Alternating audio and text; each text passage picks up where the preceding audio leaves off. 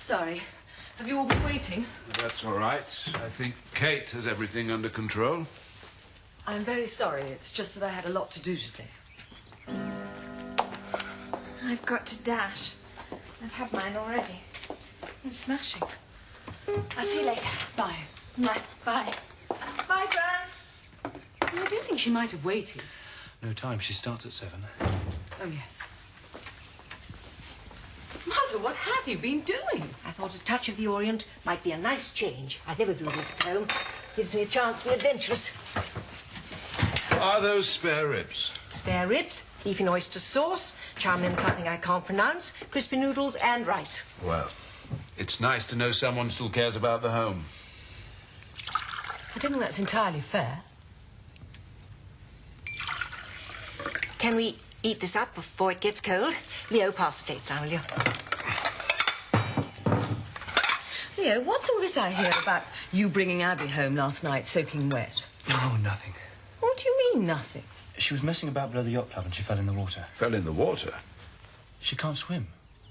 I happened to be wandering around down there and I pulled her out. It was no big thing. Modesty is most becoming in a hero and rather rare, to judge by the memoirs of nearly every general in creation. Well, you two, shall I come tomorrow? Yes, please. No, if you thanks, wouldn't Kate. mind. I have to go to London tomorrow, so if you could come in and cope, I would be grateful. Yes, of course.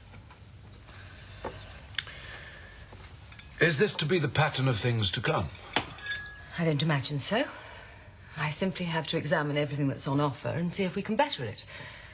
There's no other way of doing that but going and seeing.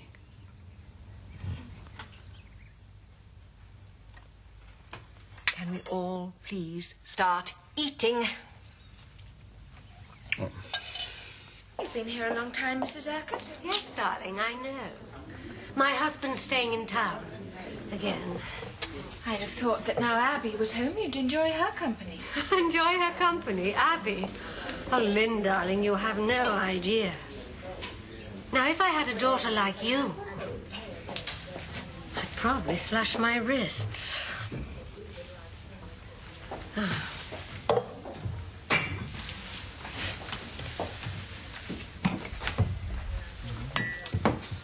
Oh, Mrs. Urquhart. Would you give these to Abby? They're her clothes. She left them at our house when she fell in the drink. I've washed and ironed them for her. Thank you. And do thank Leo for whatever it was he did. I only hope it was worth it, but knowing Abby, I fancy that's unlikely. I couldn't persuade her to stay the night. She'll be over early afternoon. I do care about the home, Tom. Yes, I know. I'm sorry, I shouldn't have said that. I suppose you have to go to London tomorrow. Yes. Is Masters going? No. How's the yard working out for you? Oh, early days. I can see what has to be done. Avril's gone over the bookkeeping and all the office paperwork with me. I'm picking it up. And do you like her? Avril Rolfe. Yeah? Is there any reason why I shouldn't? Oh, she's very attractive, I think. I suppose so. She doesn't get it from Jack, that's for sure. Ah, now, by all accounts, Jack was quite a catch in his younger days. I believe he led his wife a hell of a dance. Somebody told me that Avril was brought up by some people. Jan, can we stop skirting issues? We used to be close. Honest with each other. What happened? I don't know. We've just drifted apart, I suppose, like a lot of married couples. We're both to blame for that.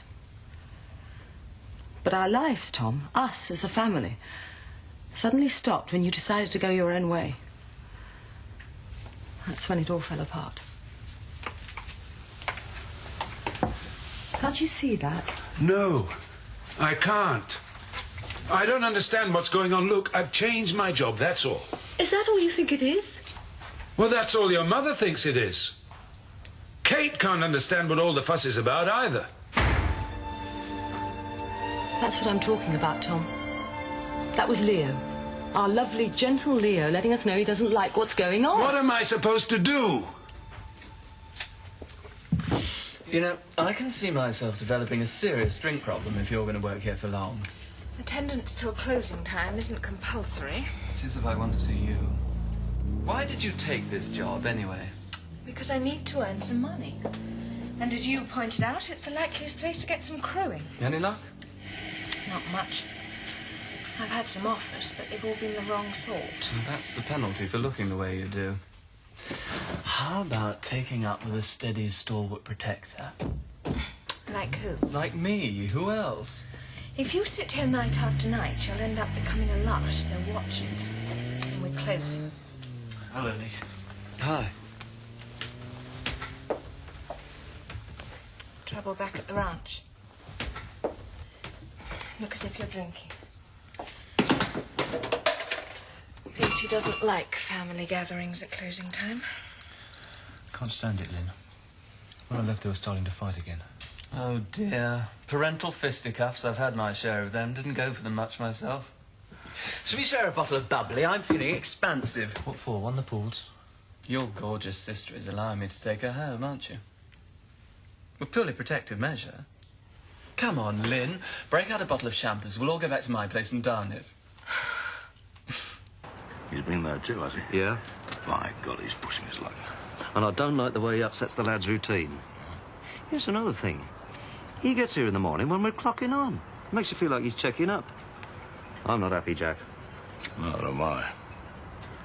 It's my yard. Oh, didn't expect you back. Evening. I've got a taxi waiting outside. I just wanted to drop all these off. How'd it go? Bought half of London? I haven't bought anything, but I've got all the bump, names, addresses, contacts, but I need to talk to you first at length. Right, let's go and have a drink. No, I can't. Mother's making the evening meal. It's more than my life's worth to be late. It's all right, I'll drop you off. Just relax. I'll just go off and pay off the taxi. Thanks. So young Davy comes up to me, bold as brass, and asks me if we've got any system for disposing of scrap metal.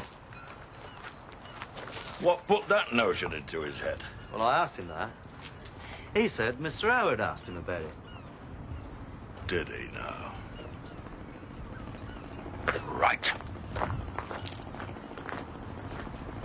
It was at this very desk that I first formulated Rolf's Law of Horizontal Surfaces. What's that? Well, it states that junk tends to accumulate in direct proportion to the space available for it. Then I hereby promulgate Howard's Law of Lateral Levelling. If you want to know anything about the workings of this yard, you either ask me or Bill Sayers. Dad, what's all this in aid of? Yesterday, he goes to young Davy and asks him if we have a system, I'll trouble you, for getting rid of scrap metal. Is that why you're all steamed up? When I was poking about the yard yesterday, it occurred to me there was a lot of scrap lying around. I only asked Davy because he happened to be there. Oh, that doesn't sound too awful. And it's not I a bad... won't have people giving my apprentices notions behind my back. Oh, don't be daft, Jack. And if we're getting possessive about the apprentices, 25% of them are mine. That's not the point. It's not just that. You've done nothing else since you came here but criticize and want changes made. Well, it's not on, man. By God, it isn't. Just a minute, Dad. Such as what? Such as complaining about the props and shoring we're using. We've been using those props for years. And they look it. We're careful here. I was raised to mend and make do. Oh, very fine and economical, especially when you're letting a few hundred quids worth of scrap lie around going to rust. I think we can afford to listen to any suggestions Tom might have. I am not having my yard I'm that sure Tom is well aware of the virtues of the Mermaid Yard. Otherwise he wouldn't have put £100,000 into it, would he, Father? Jack!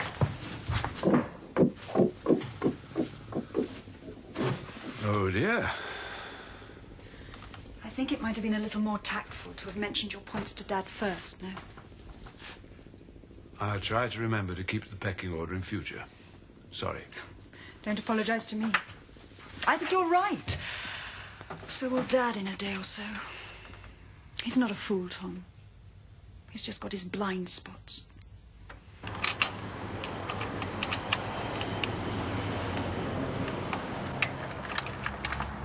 Hi. Hello, Leo. Did you want something? We're just about to close up. Yes. Could we go somewhere? Sure. I'm going now, Rita, okay? Bye. Let's go.